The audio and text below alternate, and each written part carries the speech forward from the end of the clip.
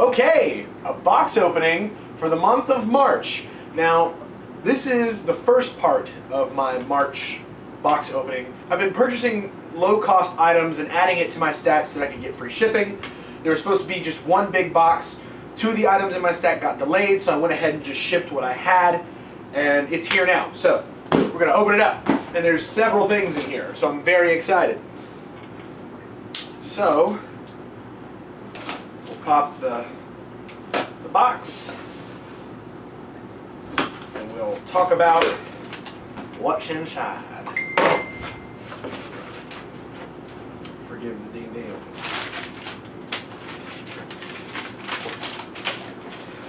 All right, first up, looks like a combo of 2 different ones. Jeez, guys.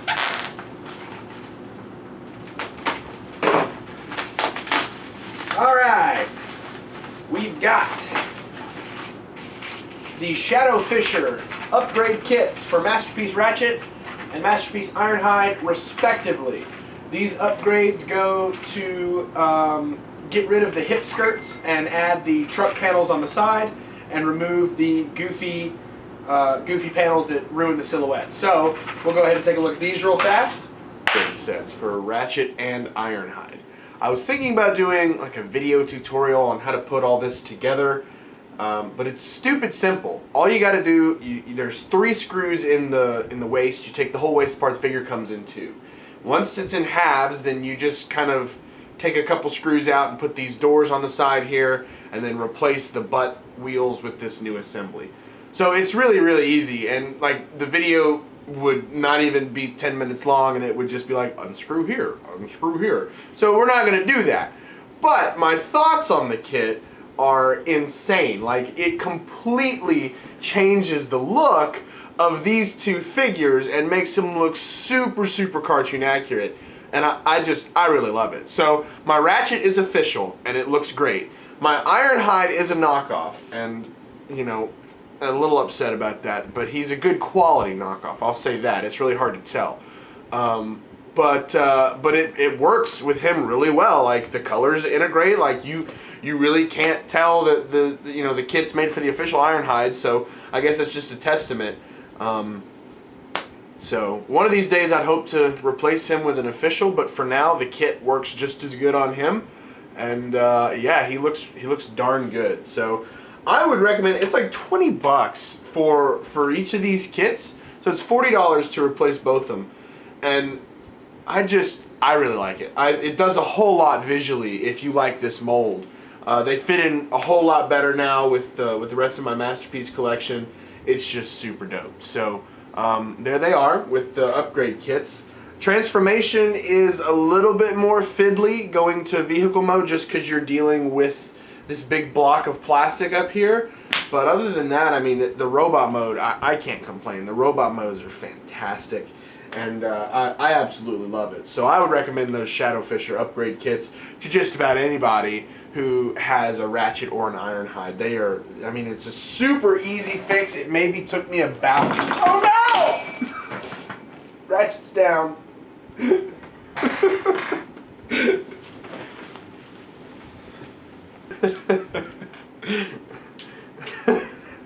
Poor guy.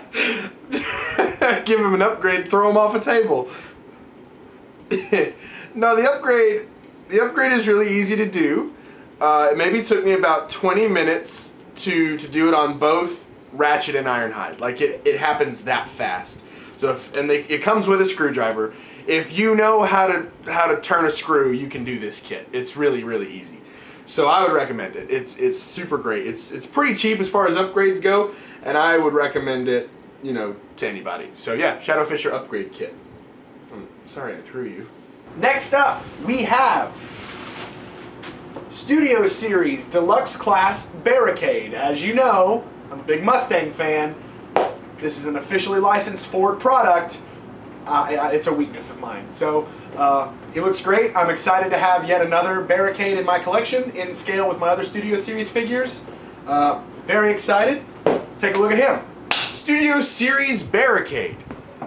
He's a lot smaller than I thought he would be. But then again, I mean, he is in scale with Bumblebee, so It's bad that I almost regret getting this figure.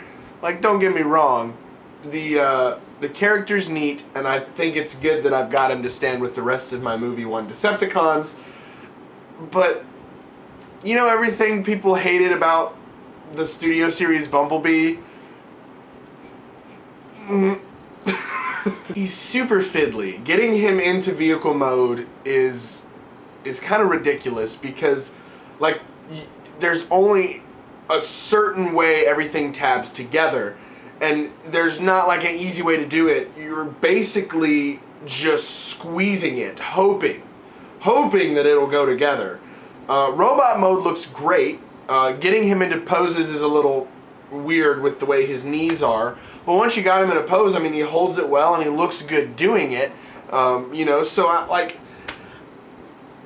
he's okay to stand in a shelf, but in terms of functionality, like, I don't know, dude. It's a weird catch-22 because I feel like some of the other Barricade figures, like especially the Dark of the Moon one, I feel like it did the transformation better, but like the robot mode really suffers because of that.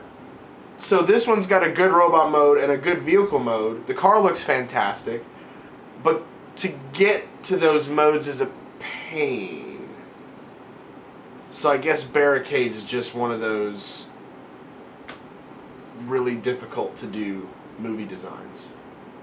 Next in the box, we have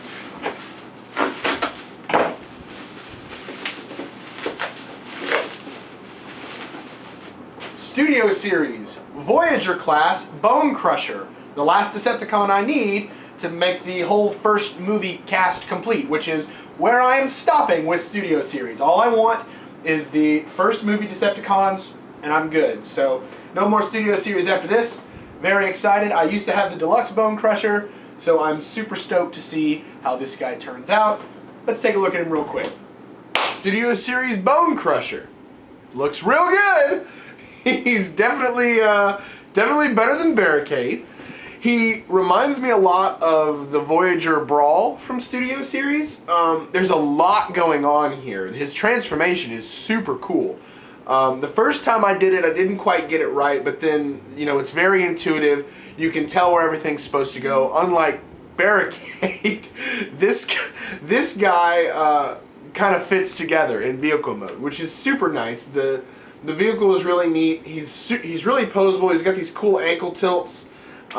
He looks great. I mean, he's this big hunkin' Goliath looking boy, and he really does look good with the rest of the Decepticons. Not a whole lot to say about him, really, because I like him. I mean, he's nothing earth-shattering, but he definitely is a welcome addition, and I think that he's a good little Voyager. But yeah, he fits in really well, and I like him a whole lot. Are you tired of that clapping? Because I started it, and now I feel like I've got to keep consistent, but it was a bad idea. It's really stupid transition. Last item in the box. This is a big one. It's a big one, and I'm excited about it. Also, TF Source, thank you so much for shipping everything in bubbles. It makes me feel a whole lot better. Oh. Make Toys Remaster Downbeat Masterpiece Style Jazz. And oh man, not something I thought I would end up getting, but he was in stock. He got me over that threshold for free shipping, and I really like jazz. So Make Toys Downbeat. Let's take a look at him. This is my favorite. Make Toys just continues to somehow blow it out of the water. This jazz is phenomenal, and I didn't expect him to be. You know, I expected just a generic like car Autobot, you know, Masterpiece style Transformer. This thing is nuts. Like, he's heavy. He's much heavier than any of the other Masterpieces that I own. Even like Megatron and Soundwave, like even the bigger ones, he is heavier, I think, than the Starscream that they produced. I'd have to double check that. But he's got a great weight to him.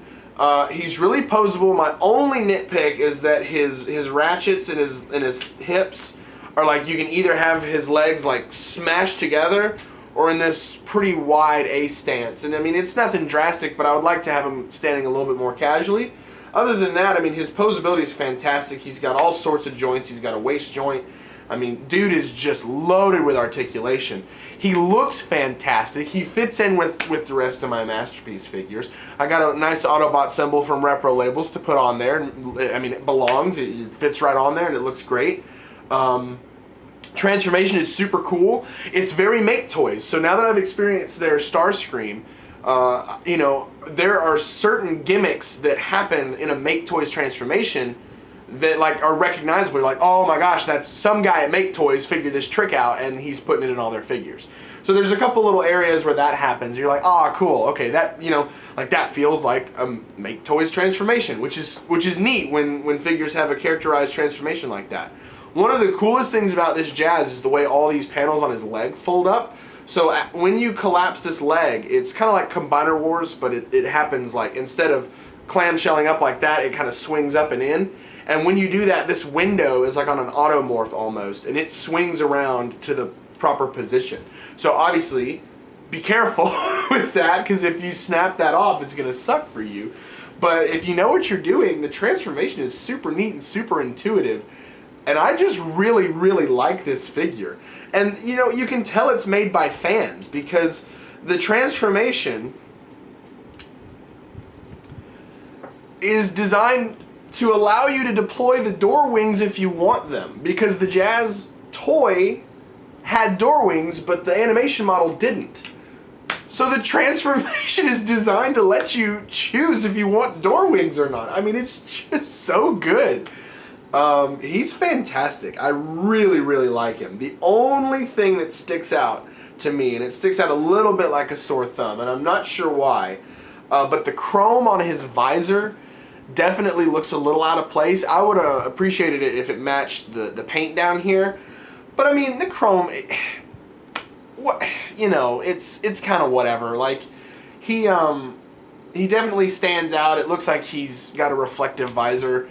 But everybody else has got flat eyes, you know, so it kind of makes him stick out. But maybe there'll be a sticker or something one of these days that you can put on there to make him less chromy. But I really like this Jazz figure, and I recommend him to anybody. I was worried about how he'd integrate with my Masterpiece shelf, and no worries. No worries at all. Also, he's got rubber tires. When's the last time we saw that? Probably MP10, and probably Convoy, the new 44, will have it, but rubber tires. I mean, it just changes the whole feel of the vehicle mode. It's super cool. I really, really like this Jazz. I recommend it to anybody. Make Toys is killing it these days, guys. So there we go. First box opening. So there it is, the first box opening for the month of March. There's another one on the way, and then that will be it for me at least until August, I think. So it was good to get all this stuff in one big whack. It gives me plenty of stuff to play with, and I'm very excited. Please let me know if you like this new format for box openings. I'm really trying to streamline it, make it a little less boring for you guys.